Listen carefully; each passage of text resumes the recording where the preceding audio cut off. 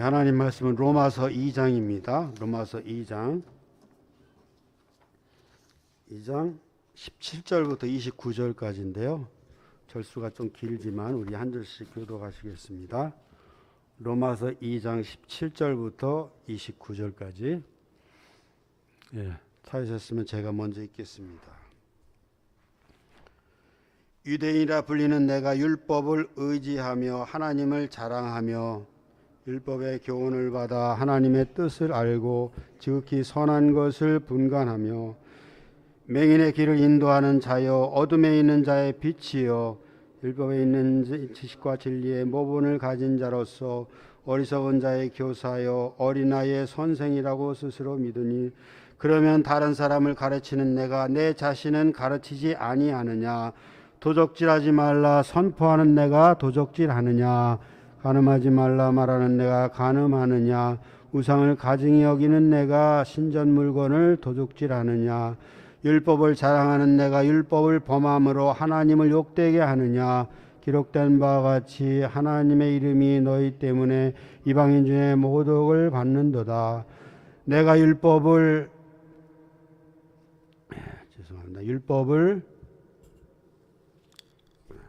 폐하면 율법을 행하면 할례가 유익하나 만일 율법을 범하면 내 할례는 무할례가 되느니라. 그런즉 무할례가 율법의 규례를 지키면 그 무할례를 할례와 같이 여길 것이 아니냐. 또한 본래 무할례자가 율법을 온전히 지키면 율법 조문과 할례를 가지고 율법을 범하는 너를 정죄하지 아니하겠느냐. 무릇 표면적 유대인이 아니요 표면적 육신의 할례가 아니니라. 다 같이 읽겠습니다. 오직 이면적 유대인이 유대인이며 할례는 마음에 할지니 영이 있고 율법 조문에 있지 아니한 것이라. 그 칭찬이 사람에게서가 아니요 다만 하나님에게서니라. 아멘. 감사합니다. 로마서 2장 후반절인데요. 지난주에는 그 초반부에서 하나님께서 유대인이나 헬라인이나 모두 똑같이 심판하신다 이렇게 말씀하셨어요. 그러면 심판의 기준을 그 세 가지를 말씀하셨는데, 첫째는 하나님 진리대로 심판하신다. 진리대로 하신다는 것이죠. 또 두 번째는 행한 대로 보응하신다. 이게 하나님의 원리라는 것입니다. 또 세 번째는 받은 빛에 따라서 우리가 빛을 많이 가지고 있으면 더 엄하게 심판하실 것이고, 또 적은 빛을 가졌다면 그 적은 빛을 받은 만큼 하나님께 심판하신다는 이 세 가지 기준을 전해드렸습니다. 자기 결론적으로 하나님은 외모로 사람을 취하지 아니하신다. 이것이 지난주 말씀의 결론적인 말씀이었습니다. 근데 오늘 본문 17절 이하에 보니까 율법을 듣는 자가 아니라 행하는 자라야 의롭다 하심을 얻는다. 이렇게 말씀이 나와 있어요. 이 로마서의 전체적인 주제가 이신칭이라고 하죠. 믿음으로 구원을 받는다. 이게 이제 전체적인 주제라고 할 수 있는데, 그런데 오늘 바울은 17절 이하에서 율법을 행하는 자라야만 의롭다 하심을 얻는다. 이렇게 말씀하고 있습니다. 그런데 오늘 본문의 말씀에서 사도 바울은 그 유대인을 비판하고 있어요. 비판하고 있는데, 율법을 가지지 못한 이방인들이 지은 도덕적 잘못을 유대인들이 이렇게 판단하고 비판하고 있습니다. 그런데 그 유대인들, 너네들이 정작 율법은 지키지 않는다. 이것을 고발하고 있습니다. 자신도 유대인이면서 그 유대인을 고발하고 있습니다.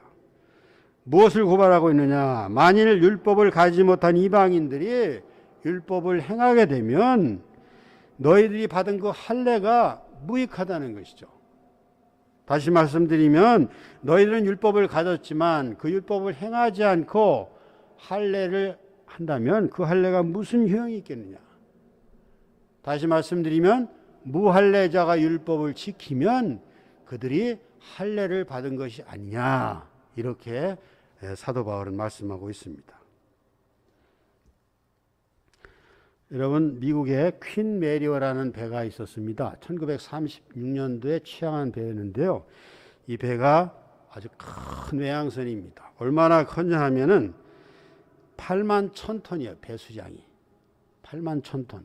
요즘 우리나라의 경항모에서 3만 4만 톤 이렇게 뉴스에 가끔 나오죠. 근데 8만 1,000톤이나 되는 배 수량이 있고 배의 길이가 약 300m입니다. 그리고 이 300m이고 이 가판이 있는데 12개의 가판이 있어요. 배에 중간중간 나와서 구경할 수 있는 가판이 12개가 되는데 그 가판의 길이가 무려 200m입니다. 얼마나 큰 배가 상상할 수가 있죠? 약 1,100명의 승무원이 있고 약 2,000명의 승객을 실어 나를 수 있는 3,000명을 운반하는 큰 배였습니다. 지금 우리나라 미국의 제일 큰 항공모함이 제너럴 포드라는 항공모함인데 이 항공모함의 길이가 330m입니다. 이 비행기가 이렇게 뜨고 내릴 수 있는 항공모함인데 이 330m라는 것을 우리가 생각한다면 이 배가 얼마나 큰 배인지를 알 수가 있죠. 근데 이 퀸 메리어가 1,001번 대서양을 횡단하고 난 후에 이제 취역을 마치게 됐습니다. 은퇴라는 것이죠.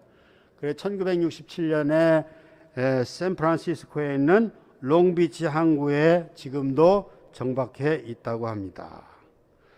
그런데 이 배에는 굴뚝이 있어요. 굴뚝이 큰 굴뚝이 3개가 있는데 이 굴뚝의 길이가 108m입니다. 그리고 넓이가 약 63m. 그리고 높이가 약 210m. 큰 굴뚝이 3개가 있는데 이 굴뚝을 뭘로 만드냐면 약 1인치의 강판으로 만들었다고 합니다. 1인치면 2.54cm죠. 그 두께가 엄청 두꺼운 그 굴뚝이 있습니다.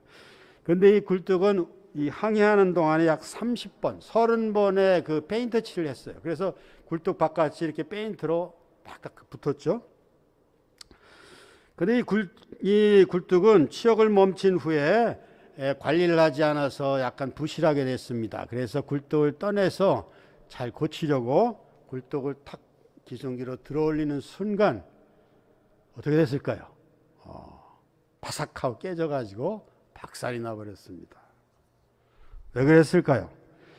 이 배는 오랫동안에 걸쳐서 강철은 녹슬어 버렸고 또 푸석푸석한 속내를 드러냈고 그 웅장함과 우아함은 악화되고 또 부패되고 변하고 말았던 것입니다. 겉으로 칠해진 페인트가 이 굴뚝을 잘 보존하고 있는 것처럼 보였으나 그러나 실제로는 다 삭아버린 그 굴뚝이었다는 것입니다. 예수님께서도 예루살렘에서 이 바리새인들을 책망하십니다. 겉으로는 반짝였지만 속으로는 녹슬어 있는 그 퀸 메리어의 굴뚝과도 같다고 이렇게 바리새인들을 책망하시면서 외식하는 사람들이라고 이렇게 말씀하셨습니다. 겉으로는 잘 닦여진 접시 같았지만 그러나 속에는 어제 잔치 때문에 남았던 그 기름기와 그 찌꺼기가 그 파리를 부르는 것과 같다 이렇게 묘사하고 있습니다. 오늘 본문에서 사도 바울도 이방인을 판단하는 유대인들에게 그들의 모습에서 퀸 메리어의 굴뚝과 같은 그런 썩은 모습을 책망하고 있습니다. 자, 그러면 같은 유대인으로서 사도 바울은 왜 유대인들을 이 잘못을 지적하고 있을까요? 제가 여러분들의 잘못을 지적한다면 저도 참 부족한 사람이지만 좀 이상하지 않습니까? 그러면 이 유대인의 잘못이 구체적으로 무엇인가? 그런데 사도 바울은 먼저 유대인이 유익한 부분, 율법을 가짐으로 해서 유익한 8가지 사항을 오늘 본문에 먼저 기록해 놓고 있습니다. 자, 첫 번째는 17절에서 우리 한번 17절을 볼까요? 제가 읽겠습니다. 유대인이라 불리는 내가 율법을 의지하며 하나님을 자랑하며. 자, 유대인의 첫 번째 유익함은 유대인이라는 것입니다. 하나님의 택하신 백성, 선민이라는 것입니다. 여러분들도 여러분과 저도 하나님이 택하셨죠? 예, 그렇게 안 믿으시나요? 옆에서 누가 교회 가자고 해서 갔다고 이렇게 생각하시나요? 그렇습니다. 그러나 그 사람을 통해서 하나님이 우리를 부르신 것입니다. 우리 부모님을 통해서든지 친구를 통해서든지 또 어떤 관계를 통해서 우리를 부르신 것은 그분께 있는 하나님께서 우리를 부르신 것입니다. 그래서 우리는 그런 믿음을 가져야 돼요. 그래야지 우리 하나님과 같이 동행할 수가 있습니다. 하나님이 부르신 선민, 택하신 백성이다. 자, 두 번째는 유대인의 유익함은 율법을 의지했다는 것입니다. 율법을 의지했다. 율법을 하나님께서 어디에 주셨죠? 시내산에 주셨죠. 시내산 광야입니다. 아주 척박한 곳, 아무것도 없는 곳. 그곳에서 그 시내산에서 하나님이 모세를 통해서 율법을 주셨습니다. 어느 민족이 이런 율법을 받았습니까? 이 종교적인 경외함은 율법을 통해서 사람들이 무엇을 소망하고 있는 것을 드러내게 한다는 것입니다. 여러분 자신이 원하는 게 무엇인지 아십니까? 모르시죠? 율법을 통하면 보면은 성경 말씀을 통해 보면은 내가 원하는 것이다 하는 것을 알 수가 있게 된다는 것입니다. 자, 세 번째는 오늘 17절의 말씀도 있지만 하나님을 어떻게 해요? 자랑했어요. 여러분 하나님을 자랑해 보신 적이 있습니까? 내가 어느 때 하나님 찬송을 하면서 하나님이 참 놀라우신 분이구나. 오늘같이 노을을 보면서 하나님 어째 저렇게 아름다운 그 자연을 주셨는가. 이 꽃을 통해서도 하나님의 신비함과 오묘함을 우리가 볼 수 있다는 것입니다. 유대인들은 하나님을 자랑하였다. 하나님은 나무나 돌로 만든 우상이 아니라 그들의 아버지는 바로 살아계신 하나님, 살아계신 하나님이라는 것입니다. 자, 네 번째로 유대인의 유익함은 그들은 하나님의 뜻을 알았습니다. 하나님의 특별 계시를 받았다는 것입니다. 하나님의 특별 계시가 뭘까요? 성경 말씀입니다. 예수 그리스도가 특별 계시입니다. 이것을 하나님께로 받았다는 것입니다. 자, 다섯 번째 유익함은 선한 것을 좋게 여겼다는 것입니다. 여러분 세상 사람들이 다 선한 것을 다 좋아할까요?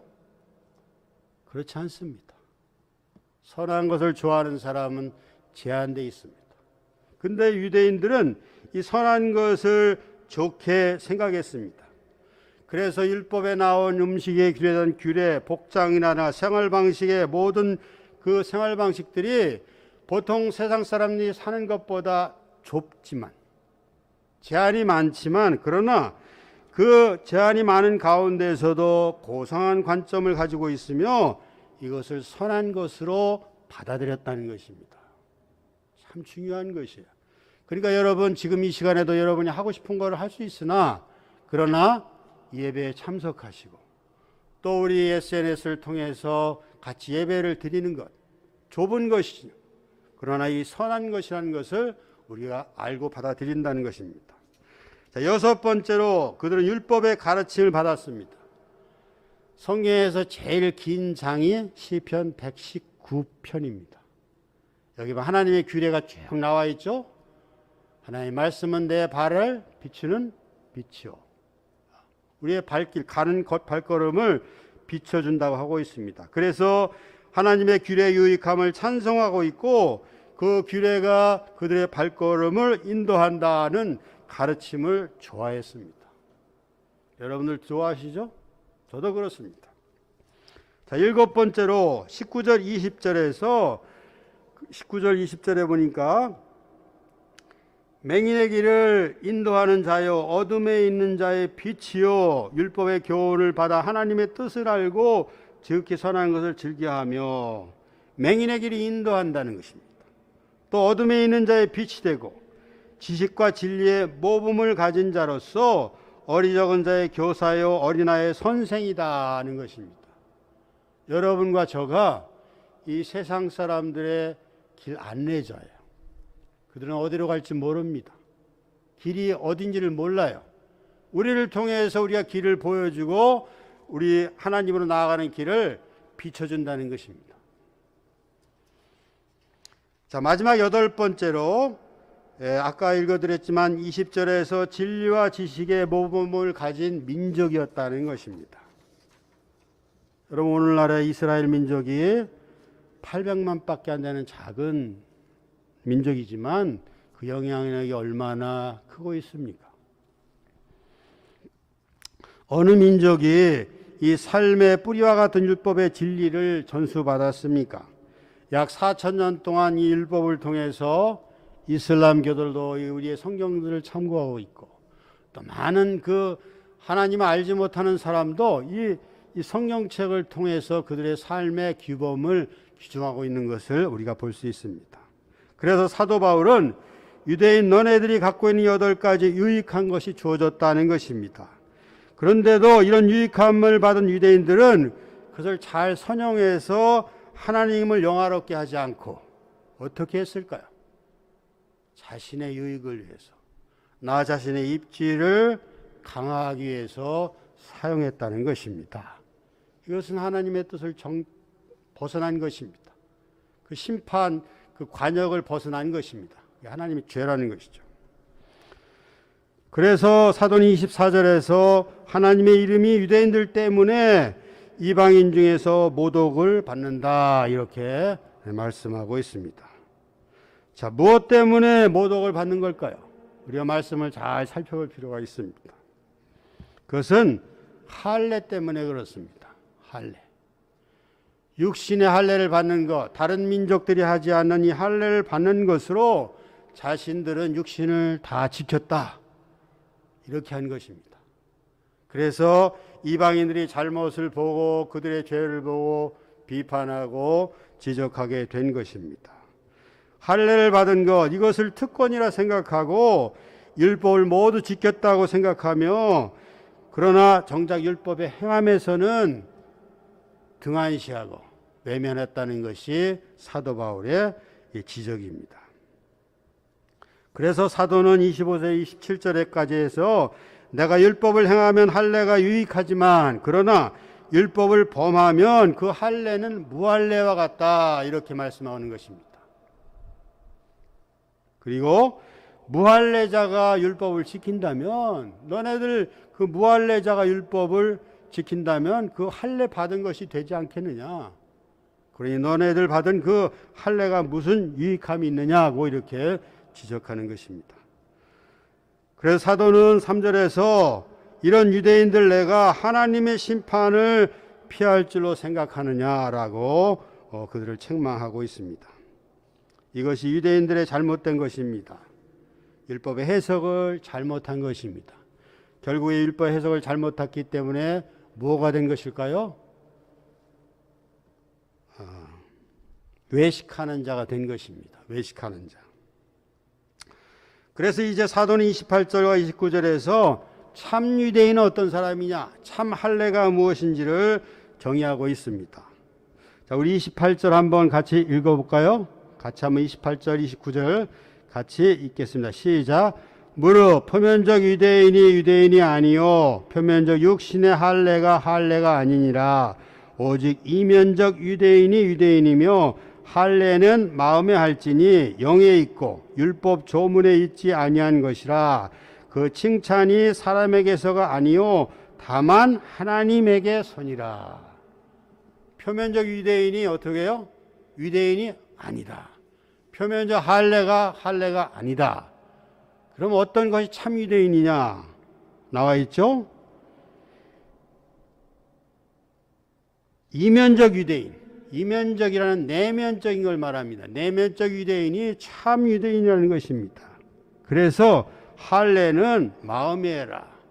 마음에 하고 그 할례는 영에 있는 것이고 조문에 있지 않다 하는 것을 기록하고 있습니다. 그리고 나와 있는 말씀이 사람에게서 칭찬을 받는 것이 아니라 누구요? 하나님에게서 칭찬을 받아야 된다. 여러분, 우리 이 신자들은, 우리 믿음의 사람들은 이 말씀을 잘 기억해야 합니다. 저도 그런 면이 없지 않습니다. 있습니다. 그런데 우리는 사람의 인정이 아니라, 사람의 칭찬이 아니라 하나님께 인정을 받고 하나님의 칭찬을 받을 수 있는 그런 사람들이, 우리 그런 믿음의 사람들이 되어야 된다는 것입니다. 율법의 해석을 잘못한 것입니다. 사무엘상 16장에는 그 사무엘 선지자가 두 번째 왕을 택하는 이야기가 나와 있죠. 그래서 이 엘리압이 찾아갔습니다. 이 사무엘이 찾아갔습니다. 엘리압을 딱 보는 순간 어떻게 했습니까? 그 외모의 헌출함과 또 잘생긴 외모를 보자 그 압도를 당했어요. 그래서 사무엘이 여호와께서 기름 부으실 자가 과연 이 앞에 있구나, 이렇게 경탄을 했습니다.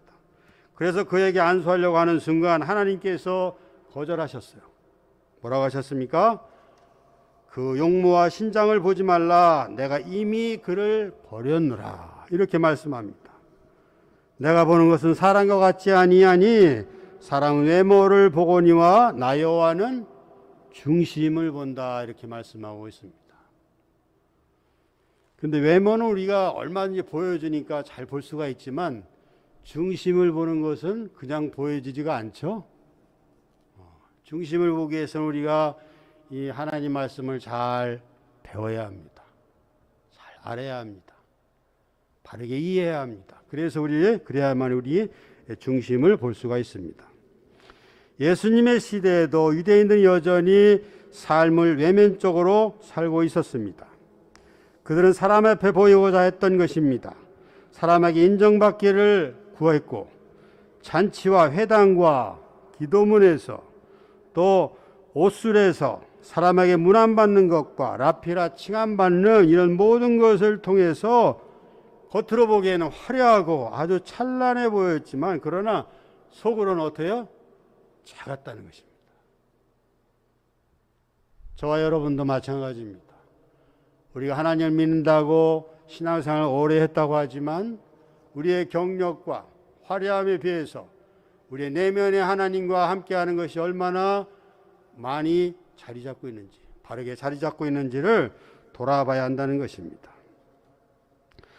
자, 그렇다면 이면적 유대인은 어떤 것을 말하는 것일까요? 내면의 삶이 진정한 그 사람의 모습이다 하는 것입니다. 사람이 그 내면에 가지고 있는 생각과 가치관, 또 지식의 형태, 분별력, 이런 것들이 참 모습이라는 것입니다. 제가 오늘 그 유튜브에 어떤 방송을 보니까 이 신앙의 참 모습이 위기에서도 신앙을 지킬 수 있는 사람, 신앙의 참 모습이다 하는 것을 제가 듣고 참 감동했습니다. 마찬가지로 유대인들은 겉모습을 보았지만 하나님은 무엇을 보실까요? 우리의 속사람을 보십니다. 우리의 생각을 감찰하시고 우리의 가치관을 보시고 우리의 분별력을 바라보시고 하나님과 어떻게 함께하는가, 이런 것들을 보신다는 것입니다. 그래서 바울은 29절에서 하나님 보시기에 진정한 유대인을 알기 위해서 네 가지를 소개하고 있습니다.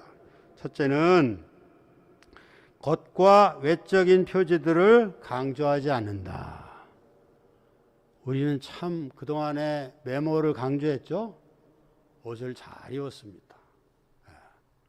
살기는 어려워도, 먹을 살 게 없어도 옷을 잘 입었어요. 저 어릴 때도 그랬어요. 우리 부모님들도 그러셨어요. 그때는 그거였습니다. 유교의 그 방침이 속은 굶어도 겉에서는 배부른 척하는 게, 이런 허허실실이 있었어요. 그런데 이 겉과 외적인 표지를 강조하지 않는다는 것입니다. 표면적인 유대인이 참 유대인이 아니며 표면적 할례가 참 할례가 아니다는 것입니다. 자, 두 번째는 진정한 할례에는 하나님께만 그 마음을 보이는 것입니다. 이 육신의 할례가 아니라 그 마음에 새겨진, 그것이 진짜 할례라는 것이죠.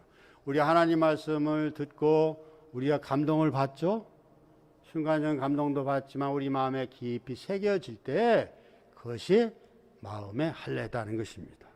자, 세 번째는 우리의 말씀의 감동은 성령을 통해 주시는데 성령의 칼이 우리 마음을 어떻게 해요? 찌른다는 것이에요. 우리의 잘못을 들춰내고 우리 감추인 것을 드러내 보이고 우리의 잘못한 것을 깨닫게 하신다는 것입니다. 이 성령의 칼이 하나님의 말씀으로 우리 마음을 찌르게 하는 것, 이것이 할례다는 것입니다. 자, 마지막으로 네 번째는 하나님의 칭찬은 사람의 칭찬을 덮는다는 것입니다. 저도 설교 말씀을 통해서 하나님의 사람들의 인정받기를 원합니다. 불안합니다. 내 설교가 과연 잘했는가 못했는가, 하고 나서도 내가 실수한 일은 없었는가, 이 대본에 빠지고 내가 또 잘못 말하는 거 없었는가, 이런 것들을 생각해 봅니다. 그런데 중요한 것은 우리가 사람의 인정이 아니라 하나님의 인정, 하나님의 칭찬이 중요하다. 이 네 가지가 진정한 유대인을 알기 위해서 필요한 것이라고 말씀하고 있습니다. 그렇다면 바울은 왜 유대인들의 죄와 잘못을 이렇게 신랄하게 비판하고 있을까요? 자신도 유대인이면서 어떤 같은 동족인 유대인들의 밑바닥에 숨겨져 있는 그 의도를 끄집어내고 또 망신을 주는 이런 처사를 왜 하고 있는 것일까요? 이유가 있습니다. 하나님께서는 바울을 통하여 유대인들의 치졸함을 드러내게 하시는 것은 이방인들에게 하나님이 누구이신가를 보여주시기 위한 것입니다. 로마에서 신앙생활인 그리스도인을 통해서 이방인들에게 하나님이 어떤 분이신가, 하나님이 왜 거룩하신 분인가를 드러내려 한다는 것입니다. 하나님께서는 바울을 통해서 유대인들의 치도함을 드러내게 하시는 것은 자신의 거룩함을 드러내시기 위한 것입니다. 에스겔서 36장 22절에 보면 이스라엘 족속아 내가 이렇게 행함은 너희를 위함이 아니요 너희가 들어간 그 열국에서 더럽힌 나의 거룩한 이름을 위함이다, 이렇게 말씀하고 있습니다. 에스겔 선지자도 바울도 하나님의 이름을 거룩하게 하는 일에는 선교의 목적이 있다는 것입니다. 이방 사람들을 구원코자 하는 것입니다. 이것은 하나님께서 바울을 부르신 목적이요 또 바울은 이 일에 헌신하기로 결단한 사람입니다. 그래서 바울이 유대인들에게 말하고자 하는 것은 그렇다, 이방인들은 죄를 지었고 하나님의 심판을 받아 마땅하다. 그러나 아브라함 때부터 시작해서 그 후로 너희를 사용해서 이방인들을 부르시는 것은 그들을 죄에서 구원하기 위한 것이다 하는 것이 바울이 오늘 말씀을 기록한 목적입니다. 여러분과 저도 우리 선교의 일선에 있습니다. 저도 참으로 많은 도덕적으로 부끄러운 일이 많이 있지만 그러나 우리를 통해서 하나님을 세상 사람들 구원하시는 것이 우리에게 목적이 있다는 것입니다. 우리 믿는 자들은 삶의 현장에 살아가면서 우리가 의도하든 그렇지 않든 우리가 하나님을 선교하는 자리에 있습니다. 그 영향이 적든 크든 그것은 우리의 숙명과도 같은 일입니다. 사람들은 빛을 찾기를 원합니다. 어디로 갈지를 알기를 원합니다.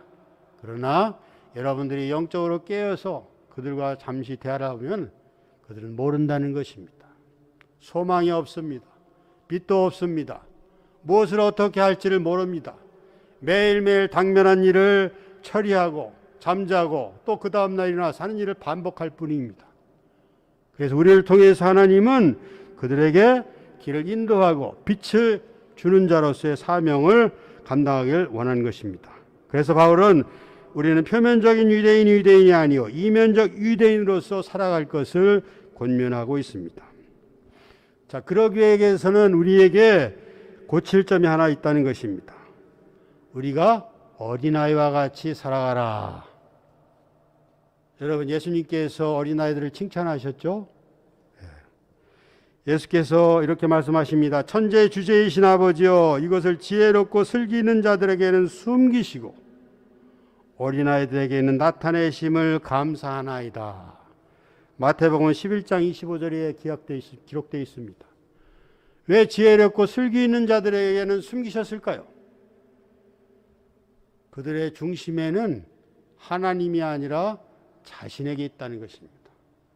내가 지혜롭고 슬기가 있고 지식이 있을 때 하나님을 보지 않고 자신을 보았다는 것입니다. 이런 것을 숨기셨어요. 그런데 어린아이들은 어떨까요? 어린아이들은 단순하기 때문에, 지식이 부족하기 때문에 하나님만 보는 것입니다. 하나님께 집중하는 것입니다. 그래서 여러분과 저도, 저와 여러분도 어린아이와 같이 하나님께 집중해야 됩니다. 세상의 상황이나 현상을 보는 것이 아니라 하나님만 바라보라는 것입니다. 이 믿음이 없는 세대 가운데에서 메시아로서 왕의 축복을 누릴 자는 지혜 있는 자가 아니라 어린아이와 같이 단순한 사람, 상황을 보지 않고 하나님께 집중하는 자가 메시아가 주는 축복을 누릴 수 있다는 것입니다. 자, 그러기 위해서 우리가 해야 될 일이 하나 있습니다. 우리 안에 있는 거짓 자아를 버려야 합니다. 오늘 사도 바울 유대인을 통해 주시는 외식하는 모습, 예수님께서 바린들을 책망하는 외식하는 모습을 우리 안에 버려야 됩니다. 어떤 것이 그 거짓 자아를 버리게 하는 것일까요? 거짓 자아를 가진 사람은 특징이 있습니다. 첫째는 사람의 인정을 받으려고 합니다. 하나님의 인정을 받는 것보다 사람으로부터 칭찬과 인정을 구하는 것이 거짓 자아를 가진 사람의 특징입니다. 자, 두 번째는 사람들이 씌워준 자리에 연연합니다. 저희 형님 얘기를 해서는 조금 죄송하지만 제 형님이 삼성의 이사였거든요. 근데 고졸이었어요. 지금까지 고졸로서 삼성에 이사된 사람이 딱 두 사람이었답니다. 은퇴하실 때까지. 그런데 삼성 이사가 되고 나니까 우리 형님이 어깨가 얼마나 으쓱해졌겠습니까? 근데 이분이 은퇴하고 나서도 그 으쓱한 것을 오랫동안 버리지 못했습니다. 거의 10년 동안. 자리에 연연했기 때문에 그렇습니다. 사람이 씌워준 자리에 연연하지 않는 것이 거짓 자아를 버린다는 것입니다. 왜 그러냐? 과거의 영광에 발이 묶여있기 때문에 하나님의 비전을 보지 못하는 것입니다. 우리도 사람의 인정을 받거나 어떤 자리에 연연한다면 하나님의 참뜻을 깨닫기가 어렵다는 것입니다. 왜냐하면 이런 것들이 자신을 속박하게 하고 하나님께 집중하지 못하게 한다는 것입니다. 그런데 어린아이는 어떻습니까? 이런 것이 없다는 것이에요. 그래서 하나님께 집중할 수 있다는 것입니다. 오늘 말씀은 사도 바울께서 유대인들, 자기 동족인 유대인들을 책망하고 있습니다. 하나님의 선교를 위해서 유대인들의 위선과 거짓된 자아를 버려라. 그래야지 복음이 전파된다는 것을 말씀해 주고 있습니다. 사도 바울은 29절에서 오직 이면적인 유대인이 유대인이며 할례는 마음에 할지니 영에 있고 율법 조문에 있지 아니하는 것이라. 그 칭찬이 사람에게서가 아니라 다만 하나님에게서니라고 말씀하고 있습니다. 여러분과 저가 우리 이면적인 유대인으로서 우리 하나님의 선교에 함께 동참하시고 우리가 비록 연약하고 참 많은 것을 가지지 못했다 할지라도 하나님이 부르시는 그날까지 하나님의 선교에 같이 동참하시고 하나님과 함께 기쁨을 누리는 여러분과 저가 되시기를 간절히 바라고 기도하겠습니다.